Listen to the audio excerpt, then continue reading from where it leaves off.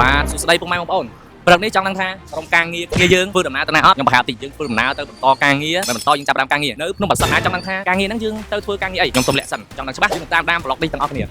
Good morning ហើយមកបញ្ញាបញ្ញាចឹងបោះខ្ញុំទៅបោះខ្ញុំទៅខ្ញុំទៅហើយសសាក់នៅហើយជិះហាច់ទៀតអត់បើគេចូលទៅទឹកទៅតាបានមើលកង់លើតា អ្នកលោកលេងទៅក្រុមលេងមកទីក្រុងក្លោកណាបាខ្ញុំក្លោកប៉ះខ្ញុំអត់មួយនឹងដល់ទៅមុនអ្នកនេះជាក្រុមពីផងវ៉ាសុំលំរងមិនដើម្បីយកយើងគ្រាខ្ញុំទៅតែប្រូក្រាមលោកលេងទៅតាមលើអ្នកដល់ជួយឆ្មាលោកលេងទៅខ្ញុំក្លោកលេងមកទីក្រុងក្លោកណាបាខ្ញុំក្លោកប៉ះខ្ញុំអត់មួយនឹងដល់ទៅមុនអ្នកនេះជា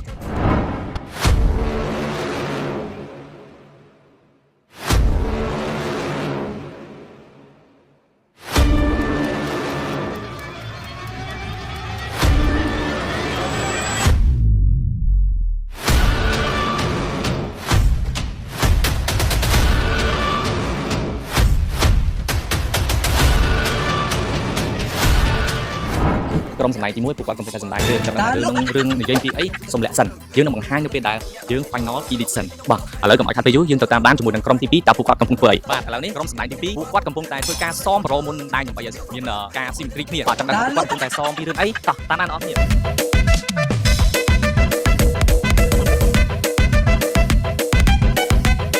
បងប្អូនដឹងអត់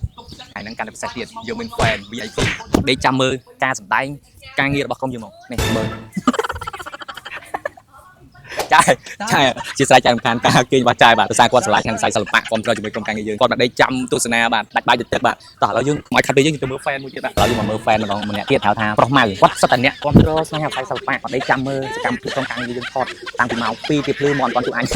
បាទឥឡូវយើងទៅមើលសកម្មភាពបន្តទៀតបាទជំរាបសួរយាយបាទជំរាបសួរ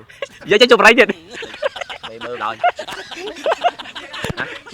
យាយមានអារម្មណ៍មិនយាយមកហ្នឹងមកធ្វើអីហ្នឹងមិនឃើញបាទទៅមកហ្នឹងមានអារម្មណ៍ថាសប្បាយរីករាយមែនតើហ្នឹងហើយជាពិសេសបានមកចុយគ្នាជុំគ្នានេះថតយកមែនតើអាកាច់ហ្នឹងខ្ញុំរីករាយអត់ឧបមាក្នុងហាត់ដតីហើយក៏អរគុណដល់ក្រុមការងារតាំងពីយប់ជួយតាំងពីរៀប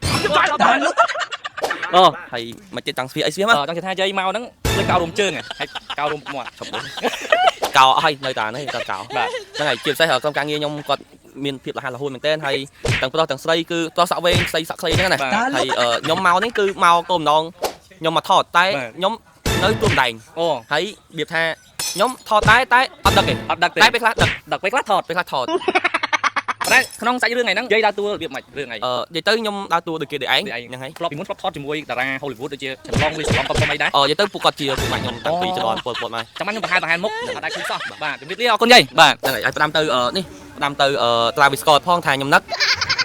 អូអីទេចាំផ្ញើតាមស្រុកផងបាទអរគុណបាទជ័យអីក៏ដោយយ៉ាងសឹកប៉ុនចាញ់ខ្ញុំបាទអរគុណច្រើនបាទអរគុណជំរាបលាសួស្តីបងប្អូនអរគ្នាឥឡូវនេះយើងមកមើលជាមួយនឹងសកម្មភាពក្រុមការងារគ្នាយើងកំពុងតែថត short film បាទនេះហៅថាក្រុមទី1តោះយើងចង់ដឹងថាក្រុមផ្សេងពួកគាត់ធ្វើអីតាមដានទស្សនាទាំងអស់គ្នាជាមួយខ្ញុំបាទឥឡូវយើងមកមើលតួស្រីយើងបាទកំពុងតែ make up ត្រៀមថត clip ថ្មីបាទអីកន្លែងមើល clip ខាងនោះកំពុងតែធ្វើកិច្ចការងារជាមួយនឹងការព្រីនក៏ដូចជា copy ឯកសារបាទ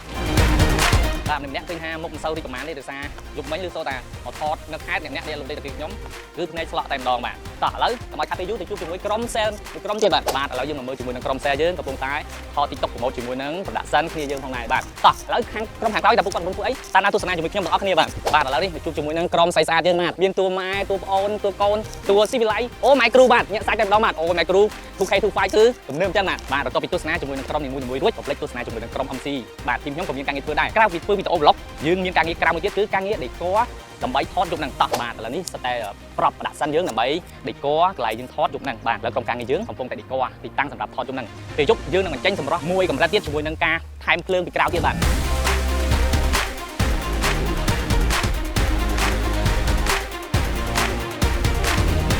បាទជំរាបសួរពុកម៉ែបងប្អូនឥឡូវនេះក្រុមការងារគ្នាយើងបានធ្វើការថតជាមួយនឹងឈុតប្រពៃណីខ្មែរយើងម្ដងដោយសារយើងគៀកថ្ងៃបនចូលឆ្នាំខ្មែរប្រពៃណីជាតិចង់ដឹងថាក្រុមការងារយើងថតឈុតបែបម៉េចយើងតាមដានទស្សនាទាំងអស់គ្នាបាទ